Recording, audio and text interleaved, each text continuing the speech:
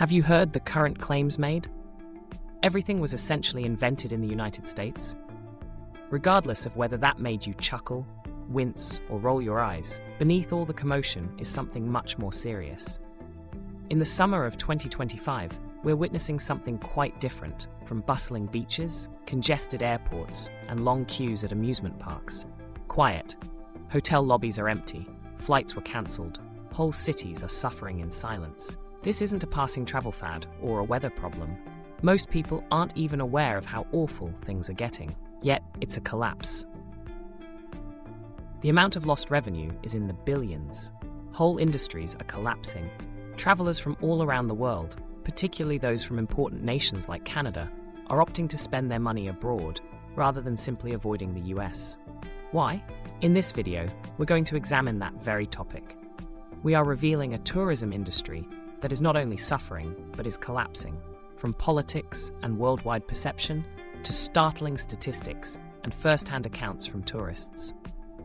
You'll witness how this issue is affecting tiny towns and family-run companies nationwide, in addition to popular tourist destinations like New York or Orlando.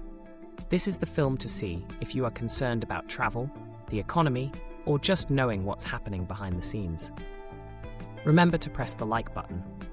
If you haven't already, subscribe and hit the bell to ensure you don't miss what's next. What we're going to discuss could completely alter your perspective on American travel. Since the numbers are astounding, let's start with them. Canada was the only nation to contribute more than $20 billion to the US economy through tourism in 2024 alone. Consider that.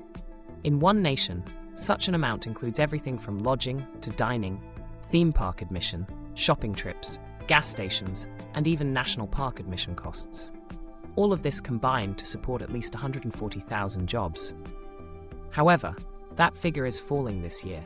Not only have a few trips been cancelled, a growing number of foreign visitors are purposefully choosing not to travel to the United States, with many citing discomfort, expense, or the conviction that they would rather spend their money in more secure and friendly locations. Due to a lack of demand, one airline, Air Canada, has already made public its intention to reduce the number of flights to the United States. Instead, they are redeploying planes to other places that people deliberately choose over the United States, such as Europe, Asia, and even South America.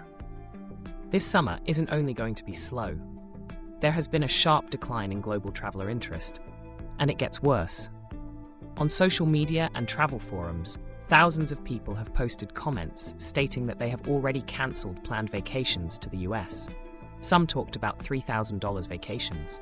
Others claimed they were giving up opulent vacations that cost $20,000 or even $100,000, and that only includes visitors from one nation.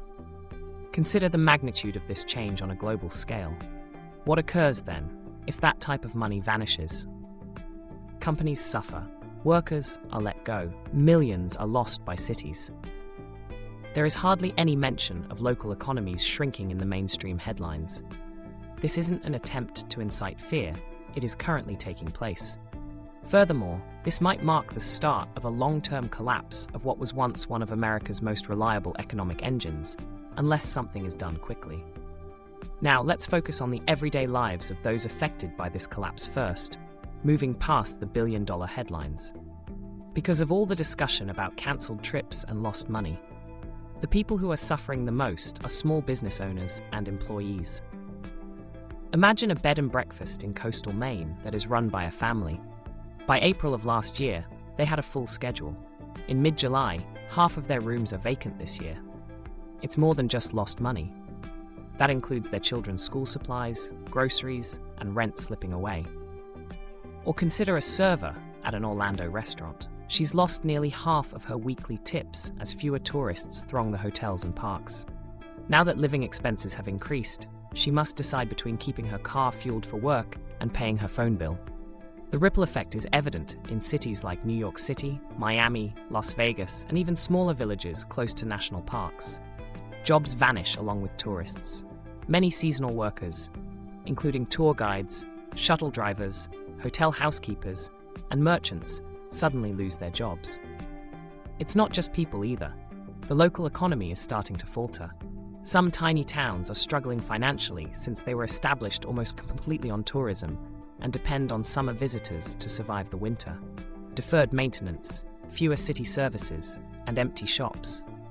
Things get tighter when the money runs out. In anticipation of the typical summer surge, several of these businesses prepared. They invested in renovations, loaded up on inventory, and employed more staff.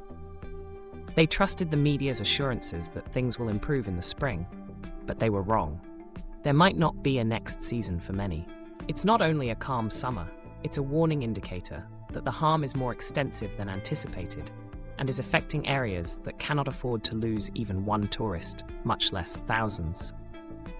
So why is that the question that keeps coming up? Why are there so many tourists, many of whom return, and some of whom visit the US for the rest of their lives? The answer is more complex than politics or cost if you suddenly decide to go somewhere else instead of here. Or even a policy. Perception is key. Perception is crucial in the tourism industry. The United States does not feel like a vacation right now. It seems like a risky move. Travelers hear similar experiences whether they read the news, browse social media, or speak with friends who have been there recently. The experience is no longer the same. Delayed flights, exorbitant rates, closed attractions, complex restrictions, and maybe most significantly, a setting that simply lacks an inviting vibe. Many travelers say they'd prefer to avoid the drama completely and go to regions where the atmosphere is simpler, kinder, and less hectic, whether it's due to safety concerns, escalating tensions, or just not wanting to feel like an outsider. And this is the truth. There are possibilities for travelers, many of them. Europe is thriving and open. Deals and unusual experiences can be found throughout Asia. Portugal, Thailand, Mexico, Japan, and other nations are actively vying for tourists worldwide and are succeeding. They are promoting cultural charm, kindness, and affordability. It's also effective. Meanwhile, the message is unclear in the United States. Visitors get the impression that they are entering a nation that is struggling with itself. Furthermore, uncertainty is the last thing anyone wants to purchase when shelling out thousands of dollars for a trip. This trend is even reflected in airline route adjustments. When major airlines cut back on UUS, the most obvious indication is that flights are occurring due to demand rather than politics. Voters are making a strong statement by using their money to cast ballots. What comes next then? Is it possible for the US to alter the narrative, or is a longer-term downturn hinted at by this decline? The big question is now, is it possible for the US to recover from this decline in tourism? The solution? Yes, but not fast or easily. Attractions and weather aren't the only aspects of tourism. It's about the atmosphere of a place. An emotional investment is what a journey is. People want to feel appreciated, safe, at ease, and welcome. That emotional bond is currently severed, and it can be difficult to regain trust after it has been damaged. Giving discounts or starting a gaudy advertising campaign won't work. However, that might help fill some flights for the upcoming season. The long-term reputation that has been steadily declining won't be restored. The US, better deals aren't what the tourism business needs. A better tale is required.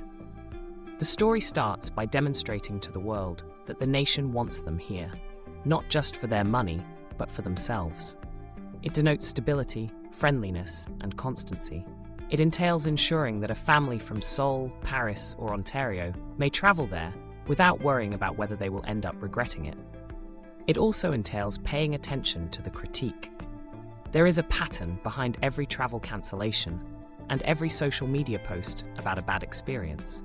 Individuals are being honest, not dramatic, and this degradation gets more irreversible the more those voices are disregarded.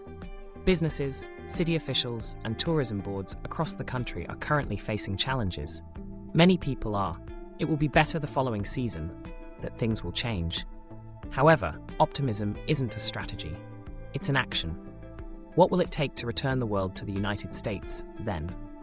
A sincere desire to rebuild trust by demonstrating that it is worth the journey once more, rather than merely inviting people to visit. Even though this summer is almost over, the true test is just getting started, and the stakes are bigger than you might imagine. In our last chapter, we'll examine what lies ahead. So here we are, late in the summer of 2025. Even though the season is coming to an end, the effects of this decline in tourism are just getting started.